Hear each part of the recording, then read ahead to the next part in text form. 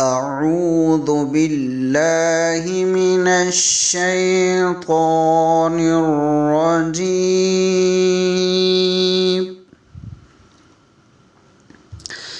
بسم الله الرحمن الرحيم.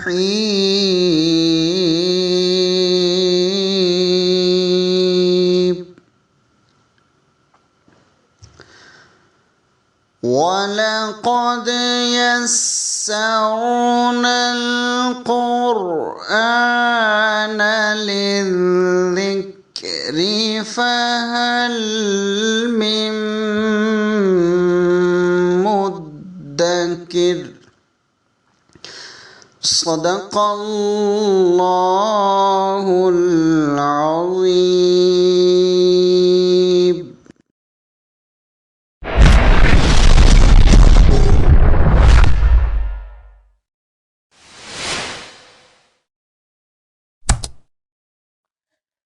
أعوذ بالله من الشيطان الرجيم. بسم الله الرحمن الرحيم.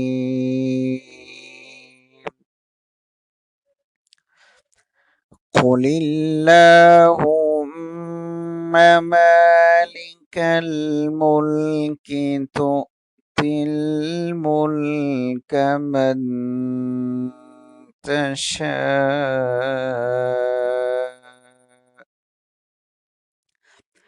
وتنزع الملك ممن تشاء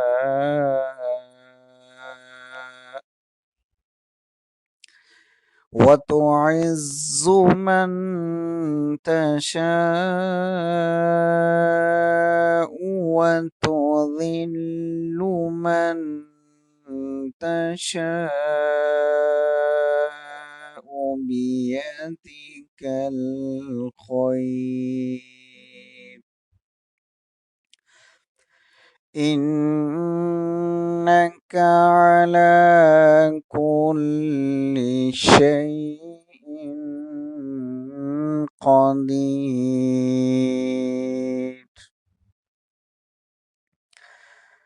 تولج الليل في النهار وتولج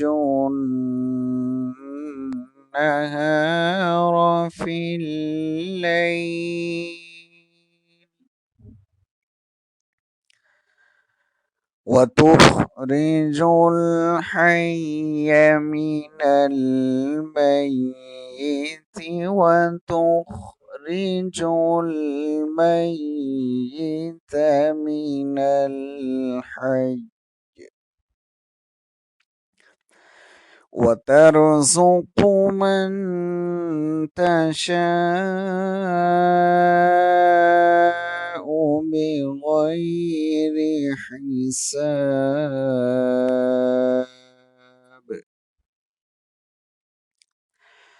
لا يتخذ المؤمنون الكافرين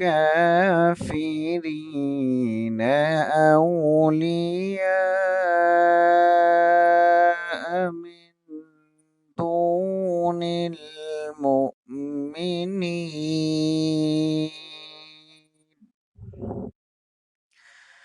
ومن يفعل ذلك فليس من الله في شيء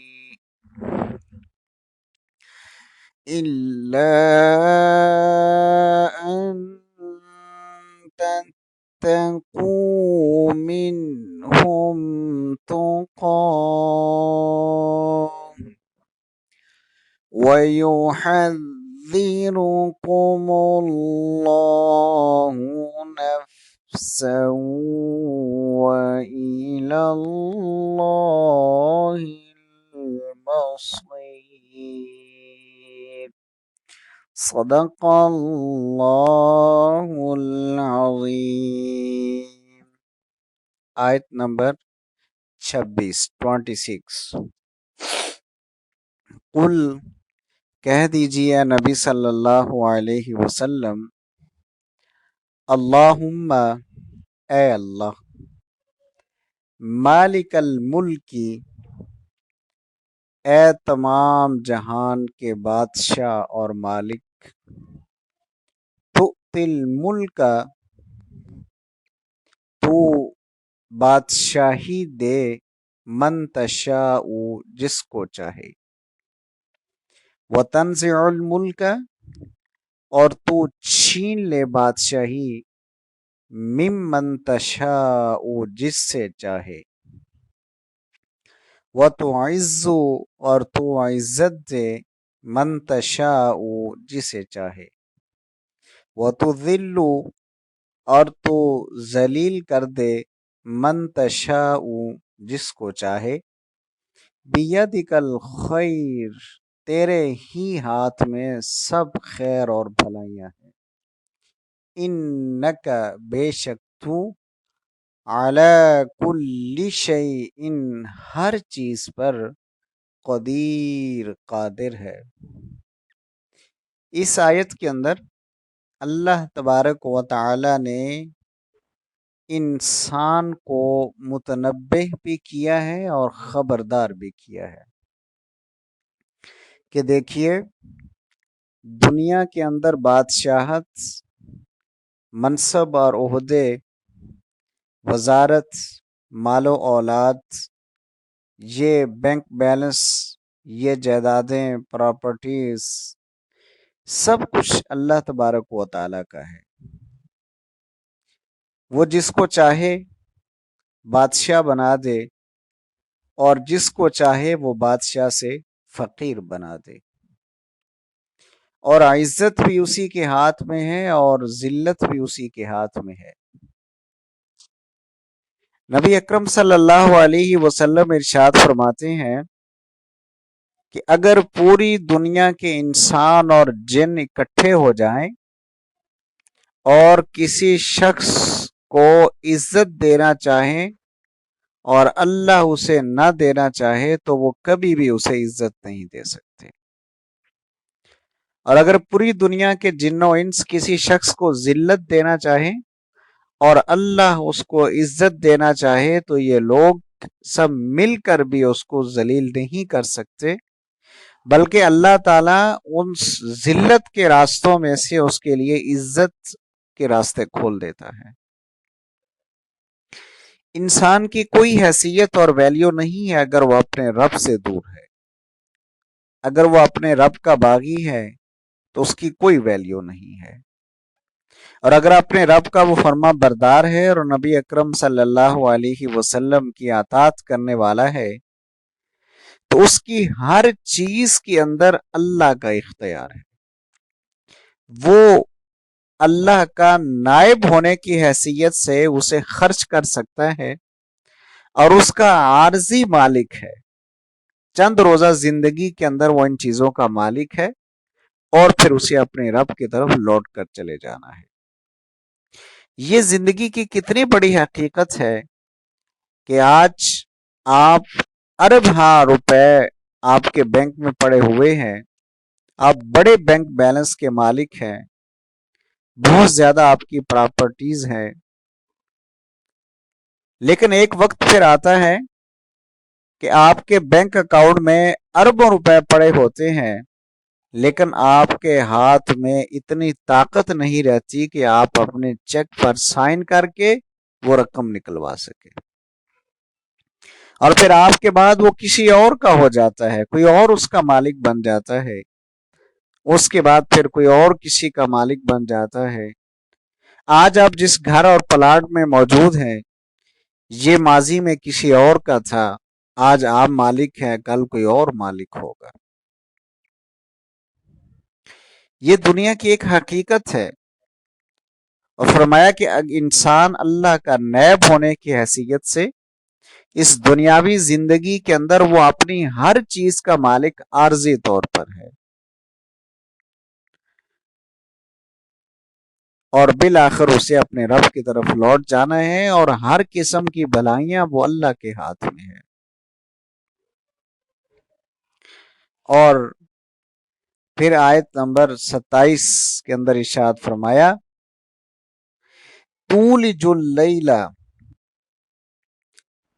تو ہی رات کو داخل کرتا ہے، فی النہاری، دن میں، وتولج النہار، اور دن کو داخل کرتا ہے، فی اللیل، رات میں، وتخرج الحی، اور تو نکالتا ہے زندہ کو، من المیت، مردہ سے، وتخرج المیت، اور مردہ کو نکالتا ہے، من الحی، زندہ سے، وترزق، اور تو رزق دیتا ہے، من تشاء، جس کو چاہتا ہے، بغیر حساب، بغیر حساب کتاب کے۔ جب انسان ایک طرف کافروں اور نافرمانوں کے کرتوت دیکھتا ہے، اور پھر یہ دیکھتا ہے کہ وہ دنیا میں کس طرح پھل پھول رہے ہیں، دوسری طرف اہل ایمان کی اطاعت شعاریاں دیکھتا ہے، اور پھر اہل ایمان اور مسلمانوں کو اس فقر و فاقہ اور ان مصائب و آلام کا شکار دیکھتا ہے، جن میں نبی صلی اللہ علیہ وسلم اور آپ کے صحابہ اکرام 3 ہجری اور اس کے لگ بھگ زمانے میں مبتلا تھے۔ یعنی جب آپ صلی اللہ علیہ وسلم نے حبشہ میں ہجرت کی، تو حبشہ میں اس چھوٹی سی وادی کے اندر مرد و خواتین، بوڑھے، بچے بڑی تعداد میں ہجرت کر گئے تھے، اور کچھ عرصہ تو وہ اپنے ساتھ جو سامان لے گئے تھے اس سے کھا پی رہے تھے، لیکن پھر آپ کا معاشرتی بائیکاٹ کر دیا گیا، کوئی شخص آپ کو کوئی سامان بیچتا نہیں تھا کھانے پینے کا۔ نوبت اس قدر آ گئی کہ آپ صلی اللہ علیہ وسلم اور اہل ایمان وہ جنگلوں کے درختوں کے پتے کھا کر گزارا کیا کرتے تھے، اور اپنے پیٹوں پر پتھر باندھ لیتے تھے۔ یہ کیفیت تھی۔ تو جب کوئی شخص اہل ایمان کو اس حالت میں دیکھتا ہے تو قدرتی طور پر اس کے دل میں ایک عجیب حسرت امیز سوال گردش کرنے لگتا ہے۔ تو اللہ تعالیٰ نے یہاں اس سوال کا جواب دیا ہے، اور ایسے لطیف پیرائے میں جواب دیا ہے کہ یہ اللہ کا اختیار ہے۔ آج آپ کے دن رات اور ہیں، کل کو دن رات اور ہو جائیں گے۔ ہو سکتا ہے آج آپ تنگی میں ہوں، کل آسانی میں ہو جائیں، آج آسانی میں ہے تو کل تنگی میں آپ کی زندگی گزرنے لگ جائے، اور وہ مردہ زمین سے آپ کے لیے غلے نکالتا ہے، پھل پھول نکالتا ہے، سبزیاں نکالتا ہے، سبزہ نکالتا ہے، اور بالآخر وہ پھر تمہیں مردہ کر دے گا اور پھر کھڑا کرے گا، اور جسے چاہتا ہے بغیر حساب رزق عطا کرتا ہے۔ اور پھر آیت نمبر 28 کے اندر ارشاد فرمایا کہ لا يتخذ المؤمنون، مومن نہ بنائے، الکافرین، کافروں کو، اولیاء، اپنا دوست، من دون المؤمنین، مومنین کے مقابلے میں، ومن یفعل ذلک، اور جو شخص ایسا کرے گا، فلیس من اللہ فی شیء، وہ اللہ تعالی کی کسی حمایت میں نہیں ہے، الا، سوائے اس کے، ان تتقوا، کہ یہ ان کے شر سے کسی طرح بچاؤ مقصود ہو، منہم تقا، وَيُحَذِّرُكُمُ اللَّهُ، اور اللہ تعالی تم کو ڈرا رہا ہے، نفسہ، اپنی ذات سے، وَإِلَى اللَّهِ الْمَصِيرُ، اور بالآخر اللہ کی طرف لوٹ کر جانا ہے۔ یعنی اگر کوئی مومن کسی دشمن اسلام جماعت کے چنگل میں پھنس گیا ہو، اور اسے ان کے ظلم و ستم کا خوف ہو، تو اس کو اجازت ہے کہ اپنے ایمان کو چھپائے رکھے، اور کفار کے ساتھ بظاہر اس طرح رہے کہ گویا انہی میں سے ایک آدمی ہے، یا اگر اس کا مسلمان ہونا ظاہر ہو گیا ہو تو اپنی جان بچانے کے لیے وہ کفار کے ساتھ دوستانہ رویے کا اظہار کر سکتا ہے۔ حتیٰ کہ شدید خوف کی حالت میں جو شخص برداشت کی طاقت نہ رکھتا ہو اس کو کلمہ کفر تک کہہ جانے کی اجازت ہے۔ کہیں انسانوں کا خوف تم پر اتنا نہ چھا جائے کہ اللہ کا خوف دل سے نکل جائے۔ انسان زیادہ سے زیادہ تمہاری دنیا بگاڑ سکتے ہیں، مگر اللہ تمہیں ہمیشگی کا عذاب دے سکتا ہے۔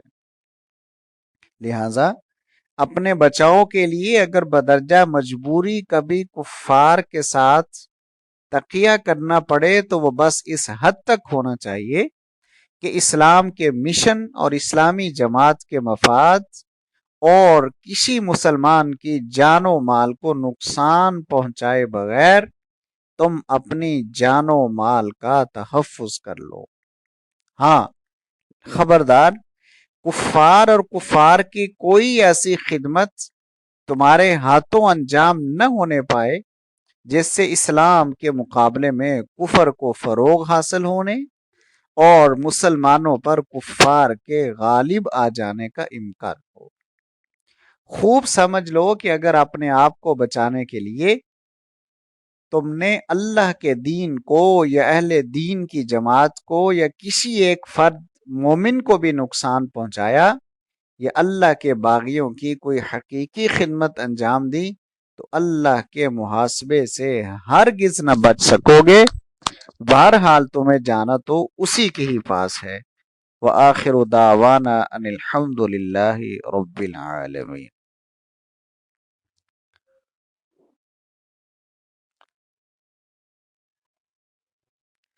جی تو مائک میں نے اوپن کر دیا ہے، کسی کا کوئی سوال ہو تو سوال کیجیے۔